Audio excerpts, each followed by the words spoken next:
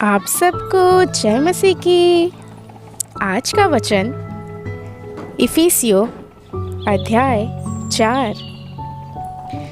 इसलिए मैं जो प्रभु में बंदी हूँ तुमसे विनती करता हूँ कि जिस बुलाहट से तुम बुलाए गए थे उसके योग्य चाल चलो, अर्थात सारी दीनता और नम्रता सहित और धीरज धरकर प्रेम से एक दूसरे की सह लो और मेल के बंधन में आत्मा की एकता रखने का यत्न करो। एक ही देह है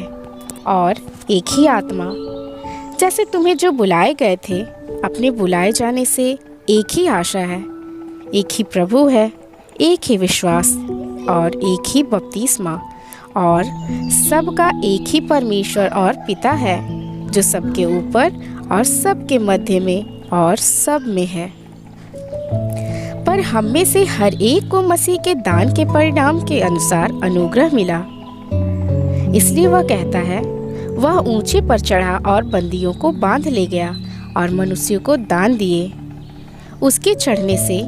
और क्या पाया जाता है? केवल यह कि वह पृथ्वी की निचली जगहों में उतरा भी था, और जो उतर गया यह वही है जो सारे आकाश से ऊपर चढ़ भी गया कि सब कुछ परिपूर्ण करे। उसने कुछ को प्रेरित नियुक्त करके और कुछ को भविष्यद्वक्ता नियुक्त करके और कुछ को सुसमाचार सुनाने वाले नियुक्त करके और कुछ को रखने वाले और उपदेशक नियुक्त करके दे दिया, जिससे पवित्र लोग सिद्ध हो जाए और सेवा का काम किए जाए और मसीह की देह उन्नति पाए, जब तक कि हम सब के सब विश्वास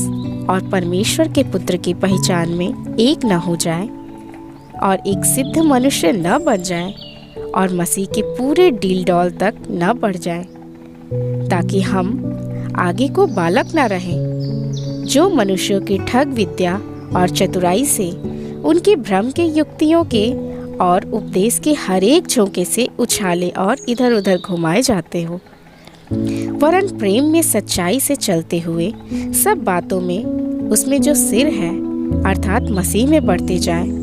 जिससे सारी देह हर एक जोड़ की सहायता के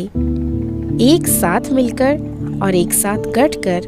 उस प्रभाव के अनुसार जो हर एक अंग के ठीक ठीक कार्य करने के द्वारा उसमें होता है, अपने आप को बढ़ाती है कि वह प्रेम में उन्नति करती जाए। इसलिए मैं यह कहता हूँ और प्रभु में आग्रह करता हूँ कि जैसे अन्य जातीय लोग अपने मन की अनर्थ रीति पर चलते हैं, तुम अब से फिर ऐसे न चलो, क्योंकि उनकी बुद्धि अंधेरी हो गई है और उन अज्ञानता के कारण जो उनमें है और उनके मन की कठोरता के कारण वे परमेश्वर के जीवन से अलग किए हुए हैं, और वे सुन्न होकर लूचपन में लग गए हैं कि सब प्रकार के गंदे काम लालसा से किए जाए। पर तुमने मसीह की ऐसी शिक्षा नहीं पाई, वरन तुमने सचमुच उसी की सुनी और जैसा यीशु में सत्य है उसी में सिखाए भी गए कि तुम पिछले चाल चलन के पुराने मनुष्यत्व को, जो भरमाने वाली अभिलाषाओं के अनुसार भ्रष्ट होता जाता है, उतार डालो और अपने मन के आत्मिक स्वभाव में नए बनते जाओ